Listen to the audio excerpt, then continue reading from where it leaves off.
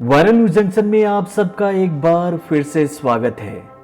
दोस्तों, आपको तो पता ही है कि कल तक बॉलीवुड इरफान खान के इस दुनिया को अलविदा कहने से गमगीन थी, या यूं कहें कि अभी तक इरफान के जाने के गम में बहे हमारे आंसू सूखे नहीं थे कि आज एक और दुखद घटना ने मन को गमों के सागर में डुबो दिया। आपको तो पता ही है कि बॉलीवुड के लेजेंड कलाकार ऋषि कपूर 67 साल की उम्र में आज अपनी अंतिम सांसें लेते हुए इस दुनिया को अलविदा कह गए।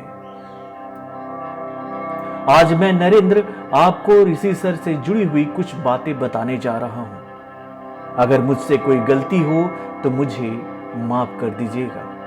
दोस्तों, आपको बता दूं कि ऋषि कपूर साहब का जन्म 4 सितंबर सन 1952 को मुंबई में राज कपूर साहब के परिवार में हुआ था।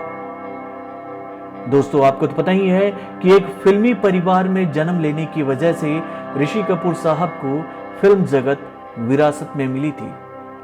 यही वजह है कि ऋषि कपूर बॉक्स ऑफिस पर हीरो के तौर पर आने से पहले ही बाल कलाकार के तौर पर अपने पिता यानी कि राज कपूर साहब की सुपर डुपर हिट फिल्म में नजर आ चुके थे, जिस फिल्म का नाम था श्री 420, जो कि सिनेमाघर में 6 सितंबर सन 1955 को आई थी। वहीं अगर हम ऋषि कपूर की हीरो के तौर पर आई पहली फिल्म की बात करें तो वो फिल्म थी बॉबी, जो कि सिनेमाघर में 8 सितंबर सन 1973 को रिलीज हुई थी। और अपनी इसी फिल्म से ऋषि कपूर ने बॉक्स ऑफिस पर वो छाप छोड़ी कि उस वक्त कहा जाने लगा कि ये देखो मिल गया बॉक्स ऑफिस पर राजेश खन्ना को जवाब देने वाला, क्योंकि कहा जाता था कि उस जमाने में राजेश खन्ना के रोमांटिक अंदाज का कोई दूसरा जवाब उस वक्त बॉक्स ऑफिस के पास था ही नहीं। मगर ऋषि कपूर के आते ही बॉलीवुड के पहले सुपरस्टार राजेश खन्ना का मानो जैसे वो माया जाल टूट सा गया, और यहीं से ऋषि कपूर ने बॉलीवुड में अपनी वो स्पीड पकड़ी जिसे देखते हुए उस वक्त हर एक सितारा घबरा गया। इसी के साथ पूरा बॉलीवुड एक स्वर में ये बात कहने लगा कि राज कपूर की विरासत को सही मायने में अगर कोई आगे बढ़ा सकता है तो वो ऋषि कपूर साहब हैं। और इसी दा ने अपनी बेहतरीन अदाकारी से इस बात को बॉक्स ऑफिस पर साबित भी किया। ऋषि कपूर से जुड़े ऐसे कई किस्से हैं जिसको आप सुनकर यह कह सकते हैं कि ऋषि कपूर बॉलीवुड की एक ऐसी शख्सियत हैं जिन्होंने कभी भी किसी बात की भी परवाह ना करते हुए अपनी बातों को बड़ी ही बेबाकी से सबके सामने रखा। उनको इस बात की कभी कोई परवाह नहीं थी कि उनके जीवन से जुड़े पहलुओं को जानकर दुनिया उनको किस नजर से देखेगी। आज मैं आपको ऋषि कपूर के जीवन से जुड़े उन्हीं किस्सों को बताने वाला हूं, जिसका जिक्र ऋषि कपूर की बायोग्राफी खुल्लम खुल्ला में मीना अय्यर ने किया था। कहते हैं आप अपने जीवन के पहले प्यार को कभी भूल नहीं सकते हैं। अगर हम ऋषि कपूर के पहले प्यार की बात करें तो इस लिस्ट में काफी नाम सामने आते हैं। बॉलीवुड में अक्सर एक बात गॉसिप के तौर पर कही जाती थी कि ऋषि का पहला प्यार डिंपल थी, मगर सच्चाई कुछ और ही थी। अगर आप ये सोच रहे हैं कि ऋषि कपूर की यह सच्चाई नीतू सिंह से जुड़ी है तो आप अभी भी गलत हैं। यानी कि ऋषि कपूर का पहला प्यार नीतू सिंह भी नहीं थी। यानी कि अपनी इसी किताब में ऋषि कपूर ने ये बातें सबको बताई कि वो नीतू सिंह से पहले एक पारसी लड़की यानी कि यास्मीन मेहता को प्यार करते थे। यास्मीन के बारे में ज्यादा ना बताते हुए ऋषि दा ने बस इतना ही कहा था कि नीतू से जब उनकी पहली मुलाकात हुई थी तब वे उन दिनों यास्मीन को डेट कर रहे थे। लेकिन बॉबी के सक्सेस के बाद यास्मीन को जाने ऐसा क्यों लगने लगा कि ऋषि बॉबी में उनकी को स्टार डिंपल कपाड़िया को आजकल डेट कर रहे हैं। और इसी गलतफहमी का शिकार होकर यास्मीन ने ऋषि के प्यार को ठुकरा दिया। उस वक्त ऋषि कपूर ने यास्मीन को समझाने की बहुत कोशिश की, लेकिन वो नहीं मानी और उनको वो छोड़कर चली गई। एक तरफ डिंपल की वजह से यास्मीन उनके जीवन से चली गई तो दूसरी तरफ राजेश खन्ना की वजह से ऋषि कपूर को अपनी वो अंगूठी गंवानी पड़ी जो यास्मीन ने उनको दी थी। इस किस्से के बारे में बताते हुए मीरा अय्यर ने ऋषि कपूर के इस बायोग्राफी में लिखा। उन्होंने बताया कि कैसे राजेश खन्ना ने यास्मीन की वो अंगूठी समुद्र में फेंक दी। इसी किस्से के बारे में बताते हुए ऋषि कपूर ने कहा था कि जब मैं यास्मीन के साथ रिलेशनशिप में था तब यास्मीन ने मुझे एक रिंग गिफ्ट दी थी, लेकिन फिल्म बॉबी के दौरान डिंपल ने वो रिंग मुझसे लेकर पहन ली थी।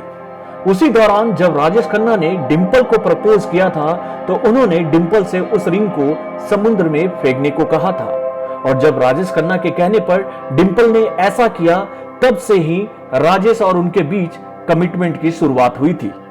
लेकिन सच्चाई यही है कि मैं डिंपल को कभी प्यार नहीं करता था। यानी कि एक गलतफहमी की वजह से ऋषि को अपने पहले प्यार से दूर होना पड़ा, और कुछ दिनों के बाद ऋषि अपने इस दर्द को भुलाकर आगे भी निकल गए। यानी कि यास्मीन उनके पहले प्यार के तौर पर उनकी यादों में रह गई। बॉबी के अपार सफलता के बाद ऋषि कपूर के पास कई फिल्मों की लाइन लग गई थी।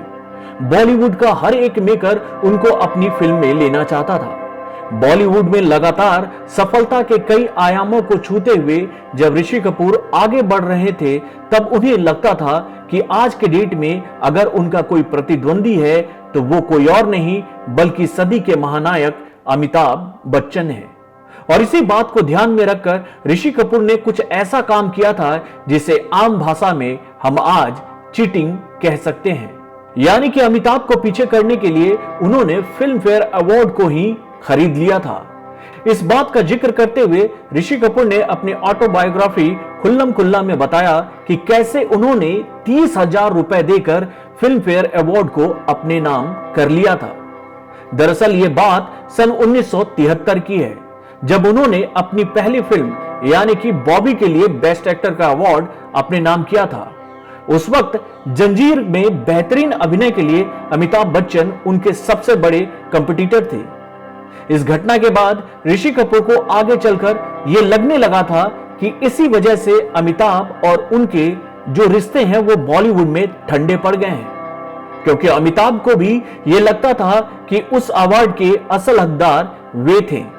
कहा जाता है कि इसी वजह से इन दोनों स्टारों के बीच एक गहरी खाई बन गई थी, मगर आगे चलकर वक्त की चादर ने इसको पाट दिया। ऋषि कपूर ने अपनी इसी किताब में इस बात का भी जिक्र किया था कि वे अपने किरदारों को लेकर कितना गंभीर होते थे। वे अपनी हर फिल्म में इस बात का ध्यान रखते थे कि उनका किरदार किसी दूसरे किरदार से कमजोर ना हो जाए, चाहे वो किरदार असल जिंदगी में उनकी बीवी ही क्यों ना निभा रही हो। ऋषि दा की इसी सोच से जुड़ी हुई एक घटना का जिक्र उनके इस बायोग्राफी में किया गया है, जिसमें ऋषि कपूर ने बड़ी बेबाकी से सबको यह बताया कि कैसे वे लगभग कभी कभी को ठुकरा चुके थे, जो कि बॉक्स ऑफिस पर बहुत बड़ी हिट साबित हुई थी। इस किस्से के बारे में बताते हुए ऋषि कपूर साहब ने कहा कि उन्होंने इस फिल्म को लगभग ठुकरा दिया था, क्योंकि इस फिल्म में नीतू सिंह का रोल उनसे ज्यादा दमदार था।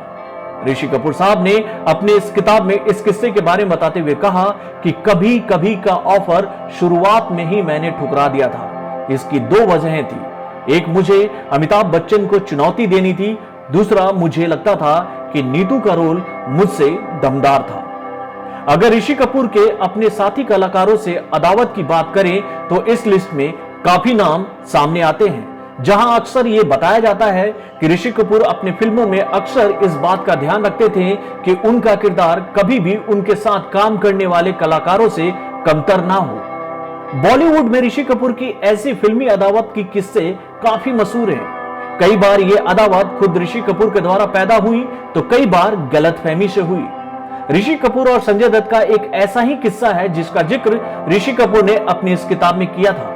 उन्होंने इस किस्से के बारे में बताते हुए कहा कि एक बार संजय दत्त उन्हें मारने के लिए उनके अपार्टमेंट तक पहुंच गए थे। दरअसल संजय दत्त को शक था कि उनका अफेयर टीना मुनीम से चल रहा है।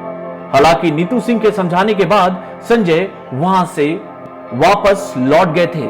यानी कि आप कह सकते हैं कि अपनी बातों को बड़ी ही बेबाकी से जवानी के सामने रखने वाले इस बेहतरीन कलाकार की आवाज भले ही खामोश हो गई है, मगर उन्होंने अपनी बेहतरीन अदाकारी से जो छाप पूरी दुनिया में छोड़ी है वो लोगों को सदैव याद रहेगी। वायरल न्यूज जंक्शन की पूरी टीम की तरफ से अदाकारी के इस विशाल वृक्ष को सादर नमन।